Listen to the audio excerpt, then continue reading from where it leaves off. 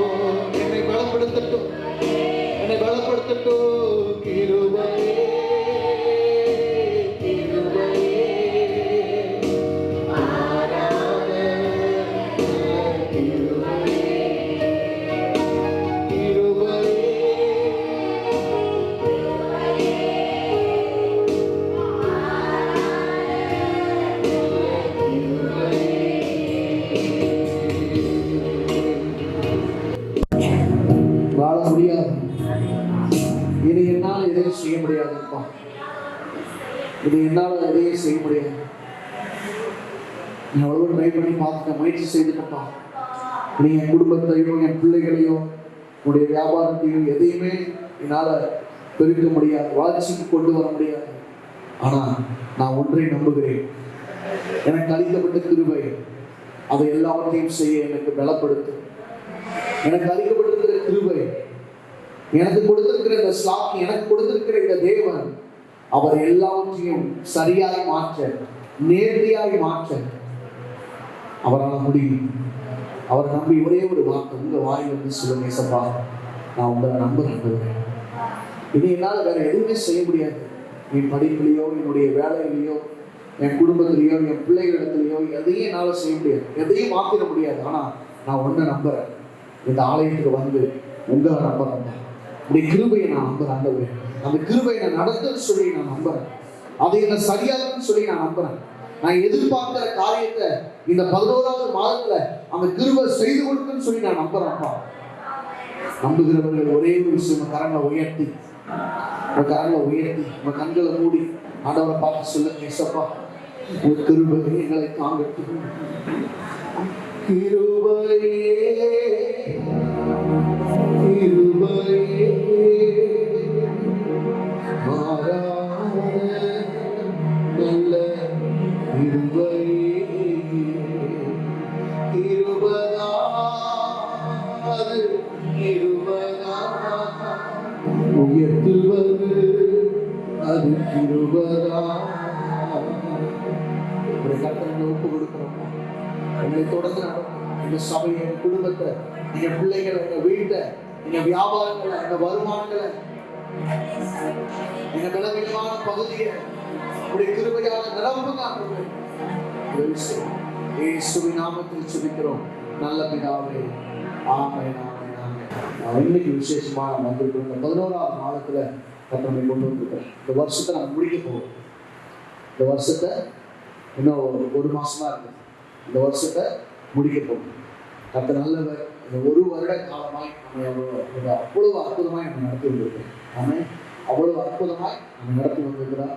ஒரு விஷயம் கூட இந்த புதிய மாதத்துல கூட ஒரு சங்கீதத்தை நம்ம வாசிப்போம். சங்கீதம் 13வது சங்கீதம் எடுத்துக்கொள்வோம். சங்கீதம் 13. பைபிள் படிக்க தெரிஞ்சவங்க நீங்கள் நல்லா எடுத்துக்கோங்க. இன்னொரு கூட சேர்ந்து அதில் ஒரு சில வசனங்கள் தான் இருக்கிறது. நம்மளுக்கு சேர்ந்து அந்த வசனங்களை நாம் வாசிப்போம். வேதாகம் வைத்திருக்கிறவங்க எல்லாரும் சங்கீதம் 13 1 to 6 வசனங்கள்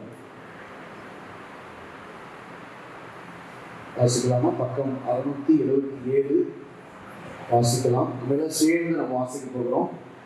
சங்கீதம் 13 ராகத்தலைவர் ஒப்புவிக்கப்பட்ட தாவீது சங்கீதம் வாசிப்போம். கர்த்தாவே, எதுவரைக்கும் என்னை மறந்திருப்பேன்? எதுவரைக்கும் உம்முடைய முகத்தை எனக்கு மறைப்பேன்? என் இதயத்திலே சஞ்சலத்தை நித்தம் நித்தம் வைத்து எதுவரைக்கும் என் ஆத்துமாவிலே ஆலோசனை பண்ணி கொண்டிருப்பேன்? எதுவரைக்கும் என் சத்துரு என் மேல் தன்னை உயர்த்துவான்? என் தேவனாகிய கர்த்தாவே, நீ நோக்கி பார்த்து எனக்கு செவி கொடுத்தது. நான் மரண நித்திரை அடையாததற்கு என் கண்களை தெளிவாக்கும். அவனை மேற்கொண்டே என்று என் பகைவன் சொல்லாதபடிக்கும், நான் தள்ளாடுகிறதினால் என் சத்துருக்கள் கடிகூறாமல் படிக்கும். இப்படி செய்வது நான் உங்களுடைய கிருபையின் மேல் நம்பிக்கையாக இருக்கிறேன். உங்களுடைய ரட்சிப்பினால் என் இருதயம் கைகூறும். கர்த்தர் எனக்கு நன்மை செய்தபடியால் அவரை பாடுவேன். ஆமென். அல்லேலூயா. இந்த வார்த்தையிலிருந்து வாக்குத்தத்தமாய் நாம் எடுத்துக்கொள்வோம். இந்த வார்த்தையிலிருந்து நம்ம இந்த பகுதியிலிருந்து நம்ம சில வார்த்தைகளை நாம் கவனிக்க போகிறோம். ஒரு விஷயம் கண்களை மூடி இந்த வசனத்தை பார்த்தீங்கன்னா, புத்திரவிலிருந்து தாவீது உதவி கேட்கிறார் ஆண்டவர்கிட்ட. ஆண்டவரே, எதுவரைக்கும் ஆண்டவரே நீங்க பொறுமையா இருந்தீங்க? நமக்கு அநேக நேரம் நாம் யோசிப்பதும் அதுதான். கண்களை மூடி இதுவரைக்கும் ஆண்டவரே, எல்லாரும் என்னை பார்த்து என்னை வித்தியாசமா என்னை பார்க்கிறாங்க. உன்னால் ஒன்றும் பண்ண முடியாது. இனி உன் குடும்பத்தை ஒன்றும் பண்ண முடியாது. அவதான் குடும்பம், அவ்வளவுதான் உன் வாழ்க்கை முடிஞ்சதுன்னு சொல்லி அநேகர் நினைக்கிறாங்க. ஆனால் நான் அவருடைய கிருபையின் மேல் நம்பிக்கையா இருக்கிறேன். நிச்சயமாகவே முடிவு உண்டு. என் நம்பிக்கை வீண் போகாது என்று சொல்லி இந்த சங்கீதத்தின் மூலமாக எங்களோடு பேசும். நாங்கள் எங்களோடு இடைப்படுங்க. இயேசுவின் நாமத்தில் ஜெபிக்கிறோம் நல்ல பிதாவே. Amen. Praise the lord. Hallelujah. Hallelujah. மீண்டும் ஒரு விஷயங்களை வாழ்த்துக்கிறேன். கர்த்தர் உங்களை ஆசீர்வதிப்பார். நம்முடைய குடும்பங்களுக்காக நீங்கள் தொடர்ந்து ஜெபம் பண்ணுங்க. கர்த்தர் நல்லவர். இந்த வருஷத்துடைய முடிவுக்குள்ளே நம்ம வந்திருக்கிறோம். கர்த்தர் நம்மை நடத்தி கொண்டிருக்கிறார். நீங்கள் சோர்ந்து போயிடாதீங்க. 11 மாதம் ஆச்சு, எதுவுமே ஒரு பெரிய மாற்றம் வந்த மாதிரி இல்லை. ஏதாவது நடந்தால் நல்லா இருந்திருக்கும், ஆனால் எதுவுமே அப்படி எதுவும் நடக்கலை அப்படின்னு நீங்கள் நினச்சி சோர்ந்து போயிடாதீங்க. நிச்சயமாக உங்களுக்கு முடிவு உண்டு. ஆமென். அல்லேலூயா. அது நன்மையாய் முடியும். அல்லேலூயா. எத்தனை பேர் நம்புறீங்க? அது நன்மையாகவே முடியும். ஆமென். இந்த வார்த்தைக்கு நேராக நாம் கடந்து போவோம். அந்த வார்த்தையை மீண்டும் நான் வாசிக்கிறேன். நல்ல கவனிங்க. நான் உம்முடைய கிருபையின் மேல் நம்பிக்கையாக இருக்கிறேன். இந்த மாதத்துக்குரிய ஒரு வாக்கு தத்தம் என்ன அப்படின்னா, அவருடைய கிருபையின் மேல் நம்பிக்கையாய் இருக்கிறேன். நீங்க சொல்லுங்க, அவருடைய கிருபையின் மேல். நல்லா சொல்லுங்க, அவருடைய கிருபையின் மேல் நம்பிக்கையாய் இருக்கிறேன். சங்கீதம் 13:5. இதுதான் இந்த மாதத்துக்குரிய ஒரு வாக்கு தத்தம். நல்லா கவனிங்க. இந்த கிருபைங்கிறது ரொம்ப வித்தியாசமான ஒண்ணு. கிருபனா என்னன்னு சொல்லி நீங்க புரிஞ்சுக்கணும். முதல்ல கிருபனா என்ன? என்ன கிருபன்னு பாடுறாங்க. என்ன அப்படின்னா என்ன யோசிக்கிறீங்களா? உங்களுக்கு தெரியுமா ஆன்சர்? கிருபனா என்ன? யாருன்னா தெரியுமா? கிருபைக்கு மீனிங், கிருபைனா என்ன அர்த்தம்? அவங்களதான் கொஸ்டின் கேட்குறேன், நீங்கள் ஆன்சர் பண்ணணும். அன்பு சொல்லு. கிருபைனா கொடுக்கறது. சூப்பர், அருமையாக சொல்கிறார். தகுதியே இல்லை அவங்களுக்கு கொடுக்கறது தான் கிருபை. வேற யாராவது சொல்கிறீங்களா? அதுதான் சொல்லி எத்தனை பேர் ஒத்துக்கிறீங்க? தகுதியே இல்லாதவங்களுக்கு கிடைக்கிறது தான் கிருபை. அந்த வார்த்தை, அதாவது கிருபை அப்படின்னா அதுக்கெல்லாம் நமக்கு அதுக்கு சம்மந்தமே கிடையாது. நமக்கு அதுக்கும் சம்மந்தமே கிடையாது. இன்னும் சொல்லப்போனால் இந்த வெள்ளை சட்டை போடுற அளவுக்குலாம் நமக்கு தகுதி கிடையாது. இந்த வெள்ளை சட்டை போடுறதுக்குலாம் தகுதி வேணுமா? உண்மையிலே தகுதி வேணும். சட்டை போகிறதுக்கே இந்த உலகத்தில் நாம் வாழ்ந்த இந்திய தேசத்தில் தகுதி இல்லாமல் இருந்தது. ஆனால் அதை உடைத்து தகுதிப்படுத்தி அரசியல் தலைவர்கள் நமக்கு இதை என்ன பண்ணாங்க, வாங்கி கொடுத்துருக்குறாங்க. மேல் சட்டையை போகிறதுக்கு நமக்கு வாங்கி கொடுத்து, குறிப்பாக பெண்கள் என்ன பண்ணக்கூடாது, அப்படி இருக்கவே கூடாது, சுதந்திரமாக இருக்கக்கூடாது, வீட்டை விட்டு வெளியே வரக்கூடாது அப்படின்னு பல சூழ்நிலைகள் இருந்தது. ஆனால் அதையெல்லாம் வாங்கி கொடுத்தது தான் சுதந்திரம். அந்த சுதந்திரத்துக்கு பேர் தான் கிருபை. ஆமென். அதுக்கெல்லாம் நமக்கு கிடைக்கணுமா அப்படின்னா நமக்கு கிடைக்க வேண்டிய அவசியம் இல்லை. ஆனால் நாம் எல்லாம் பெற்றுக்கொள்ளும்படிக்கு இந்த இந்திய அரசாங்கம் நமக்கு ஒரு சுதந்திரத்தை கொடுத்திருக்கிறது. ஆமென். அதுதான் கிருபை. அதே போல கடவுள் நமக்கு ஒரு கிருபையை தருகிறார். கடவுள் நமக்கு ஒரு கிருபையை தருகிறார். அந்த கிருபையை குறித்து நாம் இன்னைக்கு பார்க்க போகிறோம். அந்த கிருபை குறித்து இன்னைக்கு நாம் பார்க்க போகிறோம். இந்த வசனம் சொல்லுகிறது, நான் உம்முடைய கிருபையின் மேல் நம்பிக்கையா இருக்கிறேன். நம்ம எல்லாருமே நம்பிக்கையா இருப்போம். இங்க யாருமே நம்பாம இங்க வந்து உட்காரல.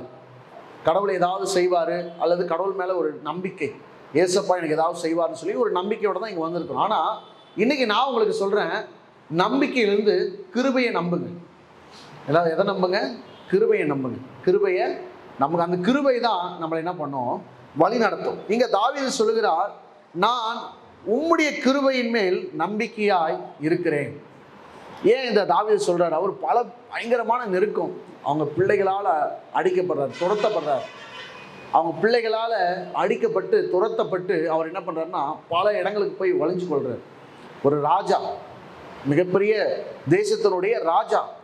ஆனால் என்ன செய்கிறார் அப்படின்னா, தன்னுடைய பிள்ளைகளால் அவர் அவமதிக்கப்பட்டு, தான் சொந்த மனைவியால் அவமதிக்கப்பட்டு, தன்னுடைய சொந்த மாமாவால் அவமதிக்கப்பட்டு, குற்றம் சாட்டப்பட்டு, எல்லாரும் அவரை வேதனைப்படுத்தி அவர் என்ன செய்கிறாங்கன்னா துக்கப்படுத்துகிறாங்க. அவர் சொல்கிறாரு, நான் அவங்களெல்லாம் யாரையும் நம்பலை, நான் யார் நம்புகிறேன்? எனக்கு கிருபை அளிக்கிற தேவனை நான் நம்புகிறேன். ஆமென். ஹல்லேலூயா. கர்த்தர் நல்லவர். இந்த காலை வேளையில் ஒரு சிலருடைய வாழ்க்கையிலிருந்து நாம் அவங்க எப்படி கிருபையை பெற்றுக்கொண்டாங்க, நமக்கு அந்த கிருபையின் மேல் நம்பிக்கையாக இருந்தால் நமக்கும் அது நிச்சயமாக நடக்கும் என்று சொல்லி சில காரியங்களை நான் உங்களோட பேச போகிறேன். எடுத்துக்கொள்வோம். லூக்கா எழுதின சுவிசேஷ புஸ்தகம். இங்கே ஒரு நபரை குறித்து நான் உங்களுக்கு சொல்கிறேன். அவருடைய வாழ்க்கையிலிருந்து அவர் நம்பின கிருபை அவரை கைவிடலை, அவர் நம்பின கிருபை அவரை வெட்கப்படுத்தலை. யார் அந்த மனுஷன் அப்படிங்கிறத நம்ம பார்க்க போகிறோம். ஒரே ஒரு வசனத்தை, லூக்கா 15வது அதிகாரம், லூக்கா 15வது அதிகாரம் 18வது வசனத்தை யாராவது ஒருவர் எடுத்திருந்தீங்கன்னா நீங்கள் வாசிக்கலாம். லூக்கா 15:18. நான் எழுந்து என் தகப்பனிடத்துக்கு போய், தகப்பனே, பரத்துக்கு விரோதமாகவும் உமக்கு முன்பாகவும் பாவம் செய்தேன். போதும், நல்லா கவனிங்க. இங்க ஒரு சின்ன இந்த ஸ்டோரியை நான் சொல்லிடுறேன். இங்க ஒரு கற்பனையா ஆண்டவர் சொல்லுகிற ஒரு ஊமை, ஒரு கதையை ஆண்டவர் சொல்றார். ஏசப்பா ஒரு கதையை சொல்றார். நல்லா கவனிங்க, எல்லாருமே அந்த கதையை கவனிச்சுக்கோங்க. இங்க ஒரு தகப்பன் இருக்கிறாரு. அந்த தகப்பனுக்கு 2 பிள்ளைங்க இருக்கிறாங்க, 2 ஆம்பளை பசங்க இருக்கிறாங்க. அந்த 2 ஆம்பளை பசங்கள்ல எப்பவுமே இந்த இளைய பிள்ளைங்க இப்படி தான் இருப்பாங்க, ரொம்ப கொஞ்சம் அடாவடியாக இருப்பாங்க. சொல்கிறத என்ன பண்ண மாட்டாங்க, கேட்க மாட்டாங்க, கீழ்ப்படிய மாட்டாங்க. எதை சொன்னாலும் என்ன பண்ணுவாங்க, எதிர்த்து பேசுவாங்க. இப்படிப்பட்ட ஒரு பையனும் மூத்த மகன், பொறுப்புள்ள ஒரு மூத்த மகனும் இந்த குடும்பத்தில் இருக்கிறாங்க.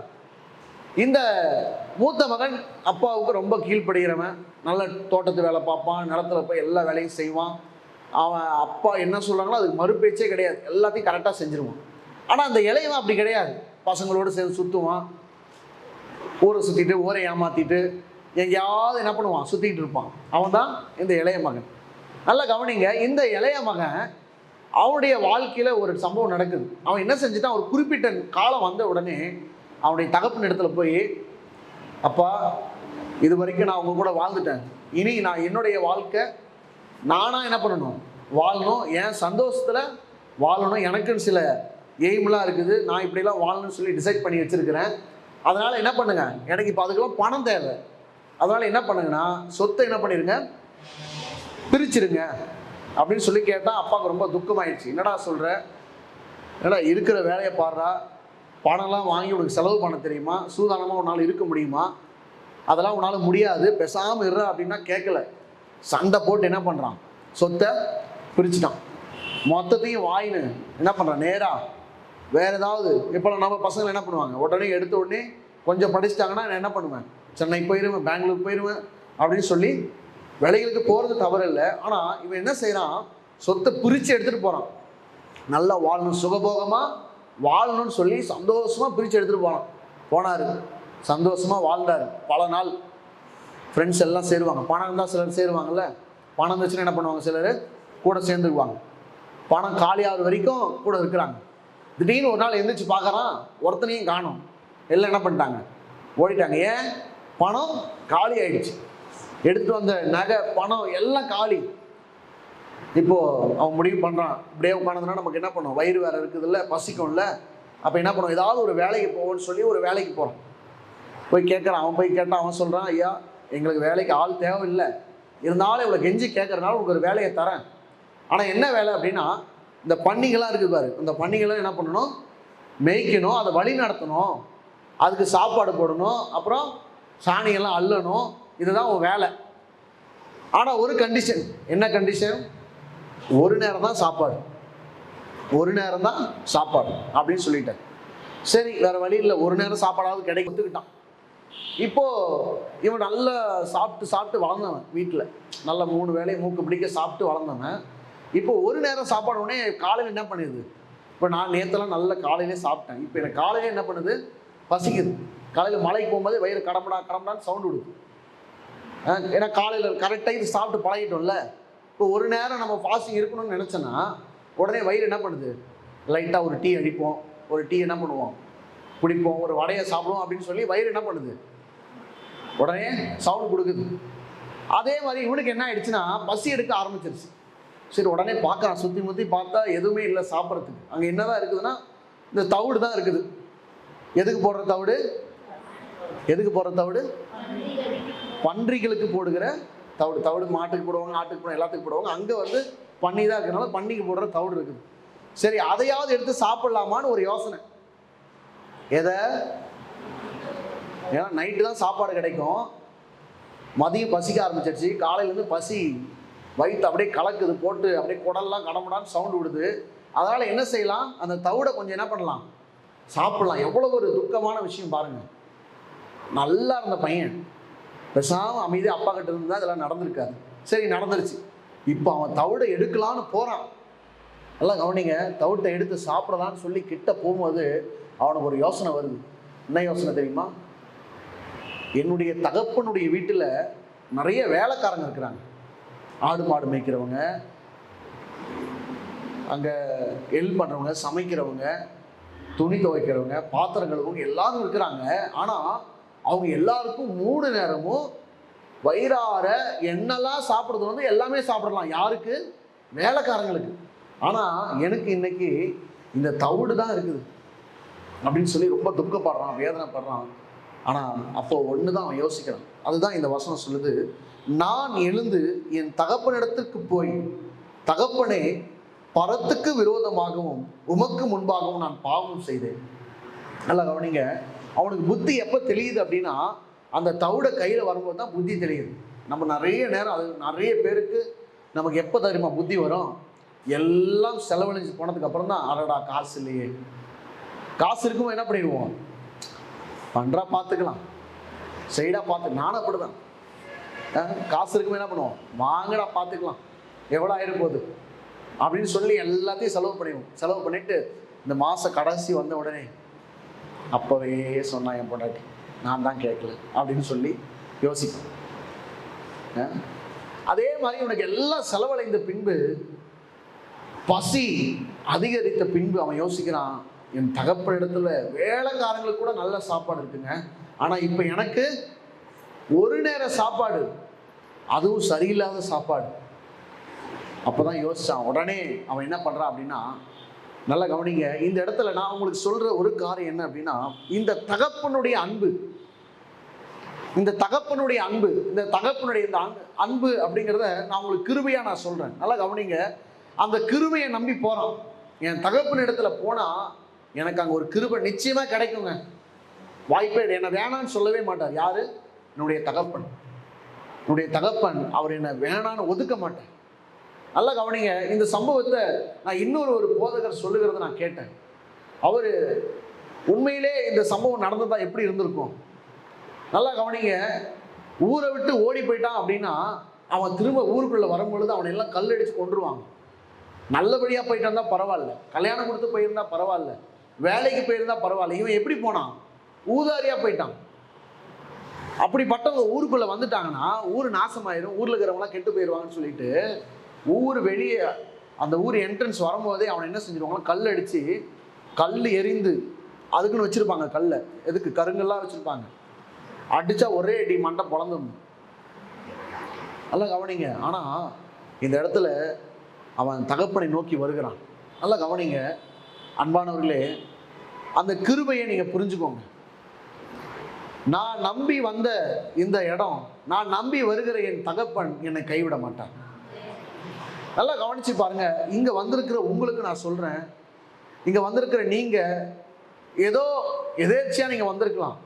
யாரோ சொல்லி அல்லது ஏதோ ஒரு, நான் இத்தனை நாள் சர்ச்சுக்கு போயிருந்தேன், அதனால ஒரு சர்ச்சுக்கு போனால் ஒரு திருப்தி, அதுக்காக நான் வந்திருக்கலாம். ஆனால் நான் உங்களுக்கு சொல்கிறேன், இந்த நம்பி வந்த இடம், அந்த கிருபையை நம்பி வந்துட்டீங்களே, உங்களை வெட்கப்படுத்த மாட்டாருங்க.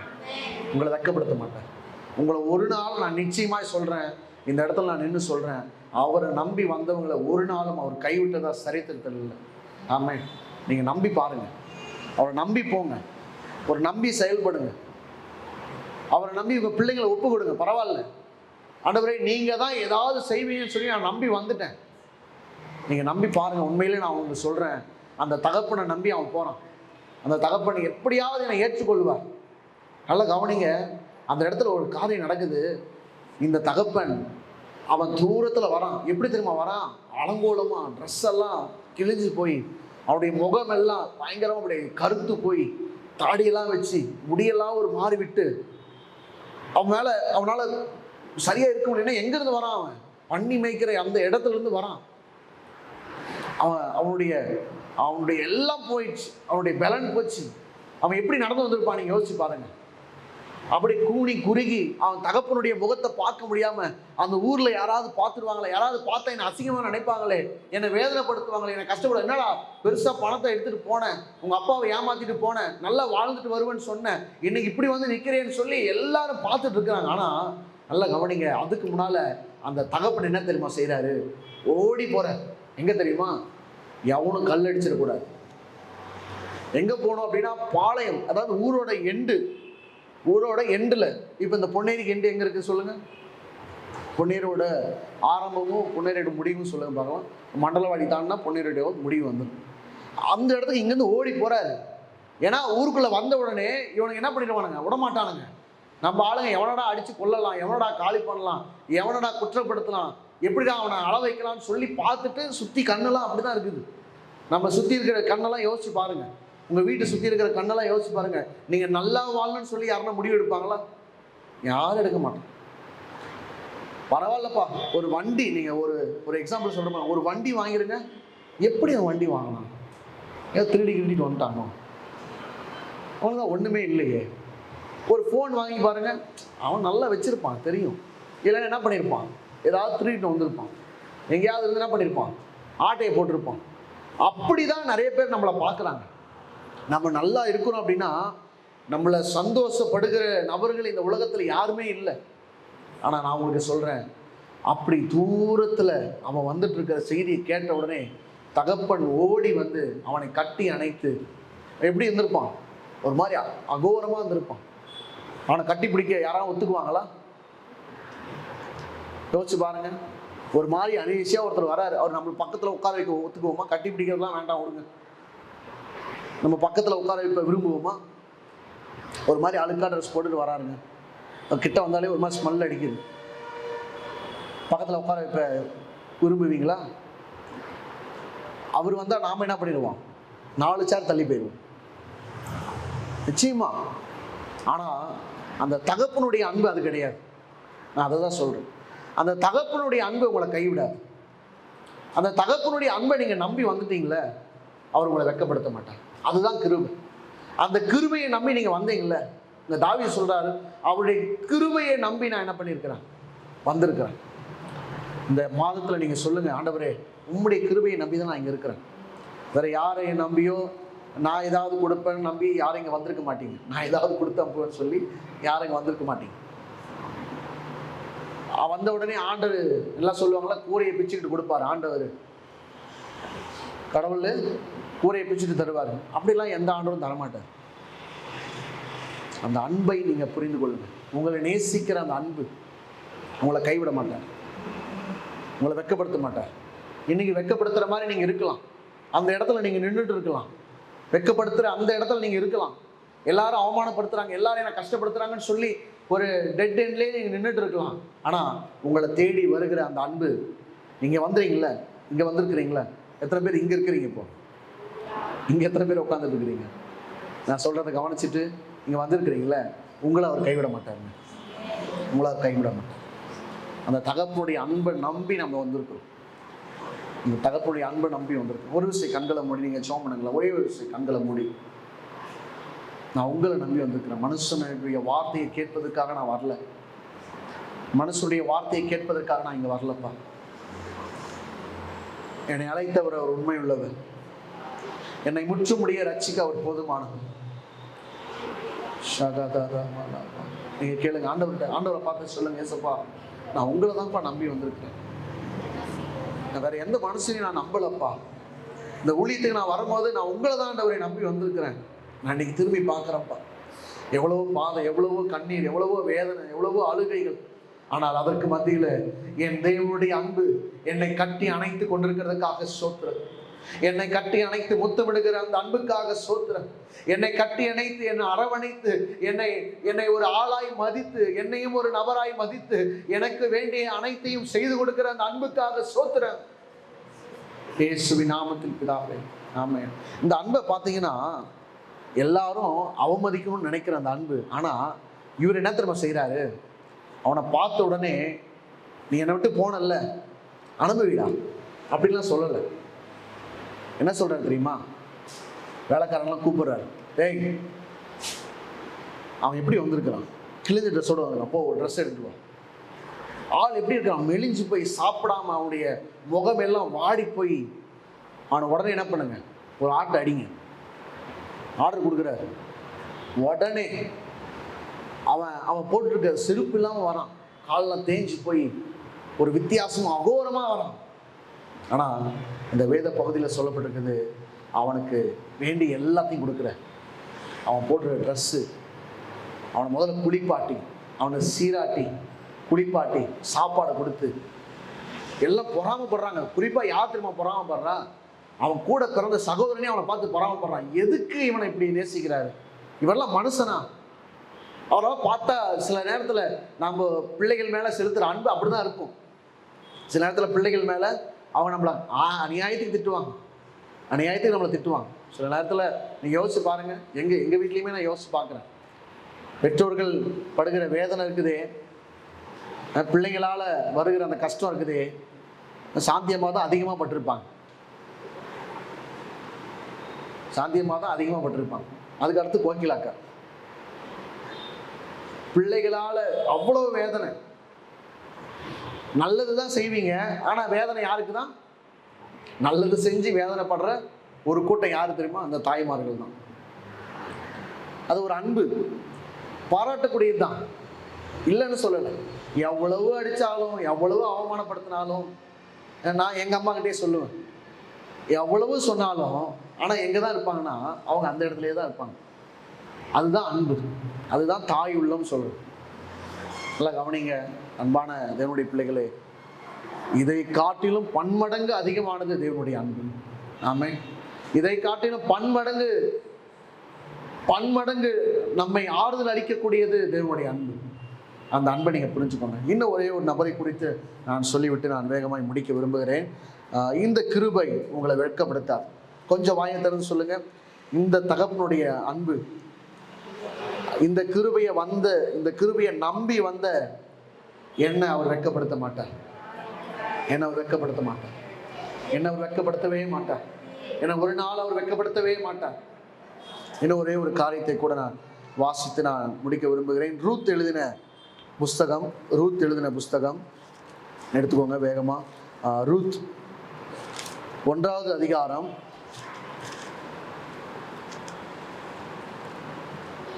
ரூத் 1வது அதிகாரம் 16வது வசனம். ரூத் 1:16. இங்கே ஒரு அருமையான ஒரு சம்பவம் நடக்குது. நான் சொல்கிறேன், சின்னசாக சொல்லிடுறேன், வாசிங்க யாராவது ஒருவர். அதற்கு ரூத், நான் உம்மை பின்பற்றாமல் உம்மை விட்டு திரும்பி போவதை குறித்து என்னோட பேச வேண்டாம். நீர் போகும் இடத்துக்கு நானும் வருவேன், நீ தங்கும் இடத்தில் நானும் தங்குவேன். உம்முடைய ஜனம் என்னுடைய ஜனம், உம்முடைய தேவன் என்னுடைய தேவன். நல்லா கவனிங்க. இங்கேயும் ஒரு அம்மா ஒரு வாலிப பிள்ளை, இங்க பார்த்தோம் ஒரு இளைய மகன், இங்க ஒரு வாலிப மகள், ஒரு வாலிப பிள்ளை, பெண் பிள்ளை. நல்லா கவனிங்க. இந்த மகளுக்கு ஒரு சம்பவம் என்ன அப்படின்னா, அவங்க வேறு ஒரு தேசத்தை சேர்ந்தவங்க. இப்போ உங்களுக்கு இன்னும் புரியும்படி சொல்ல போனால், நம்முடைய இந்திய தேசத்துக்கும் ஒரு ஆப்பிரிக்கா தேசத்தில் இருக்கிறவனுக்கும் ஒரு கல்யாணம் பண்ணுற மாதிரி. பையன் இந்தியா, பொண்ணு ஆப்பிரிக்கா, அப்படி வச்சுக்கோங்க. இப்போ அந்த பொண்ணு இந்திய தேசத்துக்கே வருது. ஏன் வருது அப்படின்னா, அவங்க நம்புகிற கடவுள் உண்மையான கடவுள். அதனால் நான் நம்பி என்ன பண்ணுறேன், வரேன் அப்படின்னு சொல்லி வராங்க.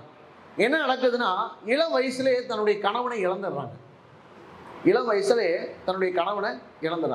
இங்கேயும் 2 மகள் இருக்கிறாங்க. இவங்க 2 பேரும் சகோதரி. ரூத், இன்னொருத்தி பேர் ஓர்பால் தானே. இவங்க 2 பேரும் சகோதரிகள், அக்கா தங்கச்சிங்க. இந்த அக்கா தங்கச்சியுடைய வாழ்க்கையில் 2 பேருக்குமே ஒரு சோகமான சம்பவம். ஒரு நல்ல குடும்பத்தை திருமணம் செய்கிறாங்க. ஆனால் திருமணம் செய்த சில ஆண்டுகளிலே குழந்தை இல்லை. அதுக்குள்ளே அவங்களுடைய கணவன் என்ன பண்ணிடுறாங்க, இறந்துடுறாங்க. 2 பேருக்குமே இறந்துடுறாங்க. இந்த மாமியார் மட்டும் கூட இருக்கிறாங்க. மாமியாருக்கு ரொம்ப வேதனை. என்னடா இது, நாம் இந்த பிள்ளைங்களை எப்படியாவது வழி நடத்தலாம், கரை சேர்த்தலாம்னு சொல்லி பார்த்தோம், நம்மளை நம்பி வந்துச்சு, இப்போது இறந்துட்டாங்களே, பிள்ளைங்க 2 பேர் இறந்துட்டாங்க, இனிமேல் என்னாலே என்ன பண்ண முடியாது, நானும் ஒரு விதவை, என்னாலேயும் என்ன பண்ண முடியாது, பிள்ளைகளை வழி நடத்த முடியாது. அதனால் நீங்கள் என்ன பண்ணுங்கள், அவங்க 2 மருமகள்கிட்டையும் சொல்கிறாங்க, ஏம்மா என்னால் இனிமேல் இன்னும் ஒன்றும் பண்ண முடியாது, நானே என்ன பண்ண போகிறேன்னு தெரில, நான் பேசாமல் எங்கள் ஊருக்கு போகிறேன். அங்கே போனால் யாருன்னா ஒரு 4 பேர் எனக்கு என்ன பண்ணுவாங்க, இரக்கம் பாராட்டுவாங்க, ஒரு 4 வேளை சோறு கிடைக்கும். அதனால் நான் என்ன பண்ணிடுறேன், நான் என் ஊருக்கு போயிடுறேன். நீங்கள் என்ன பண்ணுங்கள், உங்கள் அப்பா அம்மா வீட்டுக்கு போயிருங்க, என்னாலலாம் ஒன்றும் பண்ண முடியாதுமா அப்படின்னு சொல்கிறாங்க.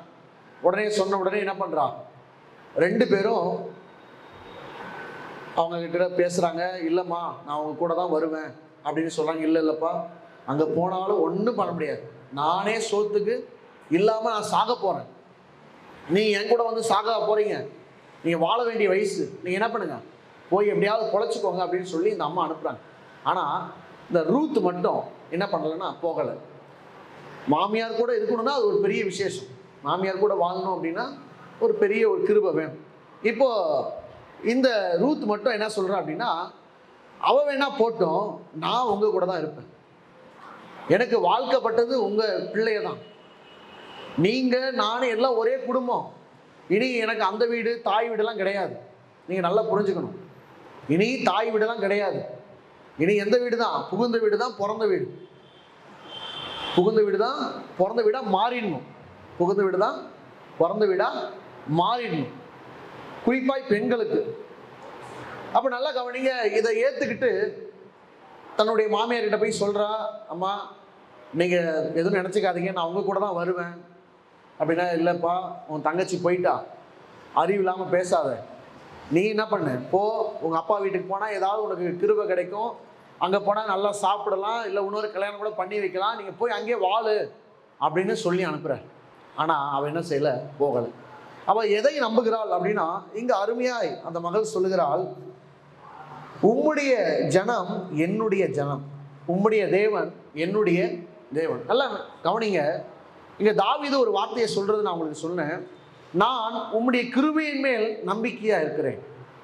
இவளும் எதை நம்புகிறாள், அந்த தேவன் நல்லவர் என்று சொல்லி நான் கேள்விப்பட்டிருக்கிறேன், அந்த ஊரில் இருக்கிற அந்த கடவுள், நீங்கள் வணங்குற அந்த கடவுள் உண்மையானவர், அவர் நல்லவர், அவர் ரொம்ப நல்லது செய்வார்னு சொல்லி நான் கேள்விப்பட்டிருக்கிறேன். அந்த தேவன் தான் இன்னிலேருந்து என்னுடைய தேவன், நான் நம்புற கடவுள் யாரு? அவர் தான் அப்படின்னு சொல்லி அந்த கிருபையை நம்பி வருகிறான். அந்த கிருபையை நம்பி வருகிறான். எல்லாரும் பார்த்து ஏளனமா கண்டிப்பா பேசுவாங்க. அம்மா மாமியார்கிட்ட இருந்து விடுபடுறது தான் எல்லாரும் பார்ப்பாங்க. ஆனா இந்த அம்மா மாமியார் கூட சேர்ந்து வாழணும்னு சொல்லி ஆசைப்பட்டு வருது. எப்படி ஒரு மகள் பாருங்க. இப்படிலாம் கிடைச்சா ரொம்ப சந்தோஷப்படுவீங்க நீங்கள்லாம். இப்படி ஒரு மருமகள் கிடைச்சா ரொம்ப சந்தோஷம். ரொம்ப அன்பா அந்த மாமியாரை புரிந்து கொண்டு, நான் உங்க கூட தான்மா இருப்பேன், நீங்க என்னன்னா சொல்லுங்க, நீங்க நான் அடிச்சாலும் பரவாயில்ல, நான் உங்க கூட தான் வாழுவேன்னு சொல்லி வந்துட்டான். ஆனால் மாமியாரை நம்பி அல்ல, மாமியார் நம்புகிற அந்த தெய்வத்தை நம்பி வருகிறான். நல்லா கவனிச்சு பாருங்க. இந்த இடத்துல அந்த ஊருக்குள்ள வந்த உடனே எல்லாம் என்ன தெரியுமா சொல்றாங்க? இவ்வளவுதான் குறை சொல்றாங்க. யாரு? ரூத். உங்களை கல்யாணம் முடிச்ச உடனே உன் மாமனார் இறந்துட்டாருப்பா. உங்க ஊர் ஆளுங்களை கல்யாணம் முடிச்ச உடனே உன் புருஷனும் இறந்துட்டான். நீ ஒரு ராசி இல்லாதவ, உன்னை போய் கல்யாணம் பண்ண பாரு. எத்தனை பேர் அந்த வார்த்தையை கேட்டுக்கிறீங்க? உன்னை போய் கல்யாணம் பண்ண பாரு. எங்க ஊர்லலாம் இந்த ஒரு இதில் தான் சொல்லுவாங்கல்ல, ஏன்னா அங்கேருந்து கேட்க வந்தாங்க, இங்கேருந்து கேட்க வந்தாங்கன்னு. அப்படி யாருன்னா கேட்டிருக்கிறாங்களா? கடைசியில் போய் இவருக்கு போய் நான் வாக்கப்பட்டனே. நம்ம யோசிச்சிருப்போம், இவருக்கு போய் நான் வாக்கப்பட்டனே, இதுதான் என் லைஃப் அப்படின்னு சொல்லி முடிவெடுத்து வந்திருப்போம். நல்லா கவனிங்க. எல்லாரும் அப்படி சொல்லி அவளை அசிங்கப்படுத்துறாங்க. யார? ரூத்தை. உன்னை நம்பியோ மாமியார் நம்பியோ இந்த ஊரில் போனால் எல்லாம் என்னை மதிப்பாங்க, இந்த ஊரில் போனால் அவங்களுக்கு சொத்து நிறையா இருக்குது, அந்த சொத்தை வச்சு நம்ம ஏதாவது பொழைச்சிக்கலாம், அதெல்லாம் நம்பி நான் வரலைங்க. நான் நம்பி வந்தது அந்த உண்மையான கடவுளை. நான் உங்களுக்கு சொல்கிறேன், இந்த காலை வேளையில் அந்த கிருபையை நம்பி போனான். அந்த கிருபையை நம்பி போனனால மிகப்பெரிய ஒரு குடும்பத்துக்கு அவள் தலைவியாய் மாறினான். மிகப்பெரிய ஒரு குடும்பத்துக்கு அவள் தலைவியாக மாறிட்டான். அதெல்லாம் சொன்னால் உங்களுக்கு நேரம் ஆயிடும். எல்லாம் புரிஞ்சுக்க. ஒரே ஒன்று தான், அந்த கடவுளை நம்பி வந்தா, அந்த கடவுளுடைய கிருபையை நம்பி வந்தா, அங்கே போனால் எனக்கு ஒரு அடைக்கலம் கிடைக்கும்னு சொல்லி எந்த மனிதர்களை நம்பி அல்ல, கடவுளை நம்பி வந்தால் அந்த நம்பின கடவுள் அவளை கைவிடவில்லை. அவளை கைவிடலை. நான் உங்களுக்கு சொல்கிறேன், இந்த மகள் வெட்கப்பட்டு போகலை. அநேகர் பார்த்து ஆச்சரியப்படத்தக்க அளவுக்கு கர்த்தர் அவளை உயர்த்தி வைத்தார். அநேகர் நினைச்சாங்க, நீங்கள் இன்னும் எத்தனை பேரை கெடுக்க போகிற, எத்தனை பேரை சாகடிக்க போகிற, மாமியாரை சாகடிக்க போகிற, நீலாம் என்ன வாழ்ந்து என்ன பிரயோஜனம், பேசாமல் செத்துரு அப்படின்னு சொல்லக்கூடிய அதே வார்த்தைகள், அதே வாய்கள் இன்றைக்கு அவளை பார்த்து வாழ்த்தினது. இந்த வசனம் இருக்குது. அவளை எல்லாரும் வாழ்த்துறாங்க, அவளை எல்லாரும் வாழ்த்துறாங்க, அவளை புகழ்ந்து பேசுகிறாங்க. ஏன் அப்படின்னா அவள் போகிற இடத்துல கர்த்தர் அவளை ஆசீர்வதித்தார். ஆமென். அவள் நம்பி வந்தது யார? ஆண்டவர். அந்த கிருபை அவளை வெட்கப்படுத்தாது. ஆமென். அந்த கிருபையை நம்பி நீங்கள் வந்திருக்கிறீங்க. நான் உங்களுக்கு சொல்கிறேன், முதல்ல ஒரு வார்த்தையை சொன்னேன். அந்த இளைய மகன் அவளுடைய கிருபையை நம்பி தன் தகப்பனிடத்தில் திரும்பினான். இந்த ரூத் இவளும் இளையவள், பெரிய வயதானவர்கள் கிடையாது. இவளும் ஒரு இளைய மகள். இவளும் கர்த்தரை நம்பி போனால் அவள் ஆசீர்வாதத்தை பெற்றுக்கொண்டாள். இந்த காலை வேளையில் இங்கே வந்திருக்கிற அருமையான தேவனுடைய பிள்ளைகளே, அவரை நம்பி நாம் வந்திருக்கிறோம். ஒரு விசை கண்களை மூடி, ஒரு விசை வந்திருக்கிறவங்க எல்லாரும் அவங்க கண்களை மூடி, அவளை அவர் கிருபை வெட்கப்படுத்தவில்லை.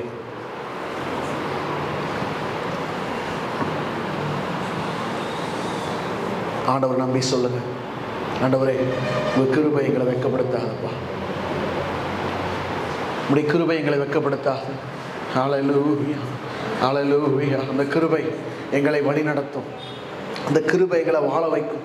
இது வரைக்கும் வாழ வச்சுட்டு இருக்குதுப்பா, இது வரைக்கும் எங்களை வாழ வச்சுட்டு இருக்குது அவருடைய கிருபை தான்.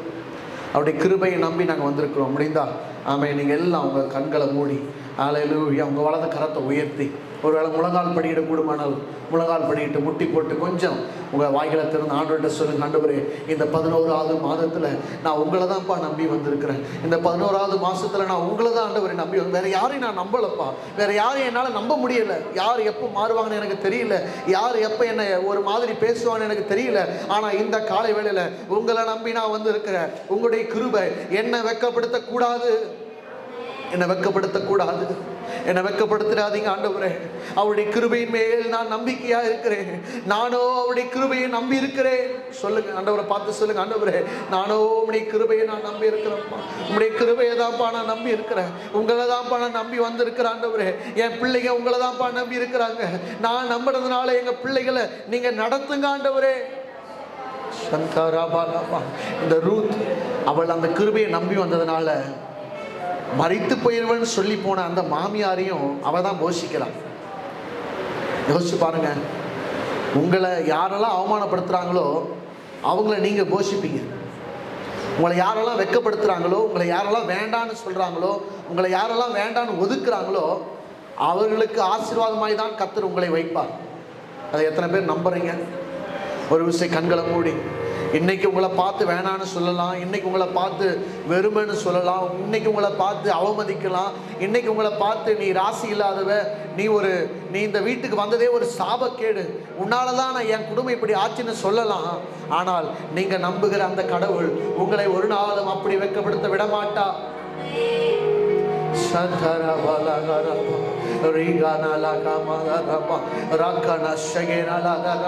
ஆண்டவரை பார்த்து கேளுங்க, இயேசுவே உங்களை நம்பி வந்த நான் ஒரு நாள் வெட்கப்பட்டு போக கூடாது.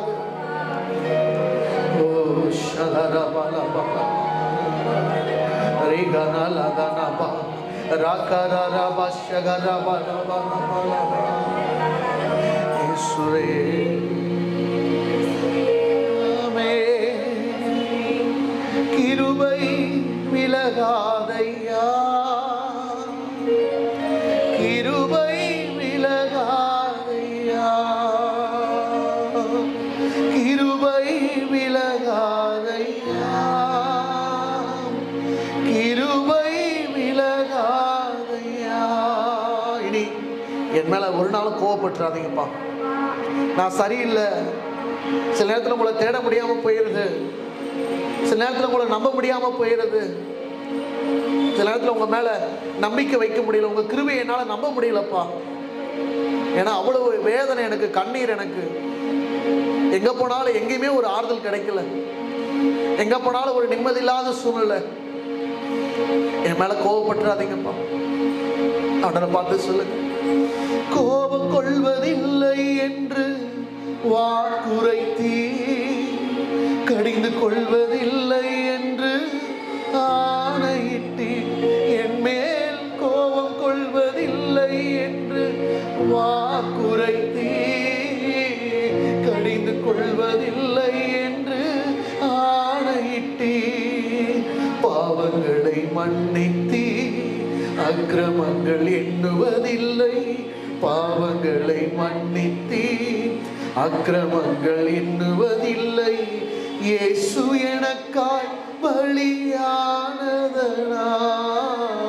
இயேசு எனக்காய் பலியானதனா, கிருபை விலகாதையா,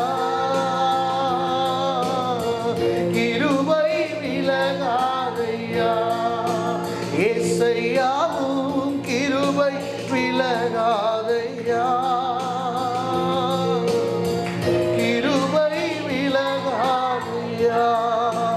ஏசையாவும் கிருபை விலகாதையா,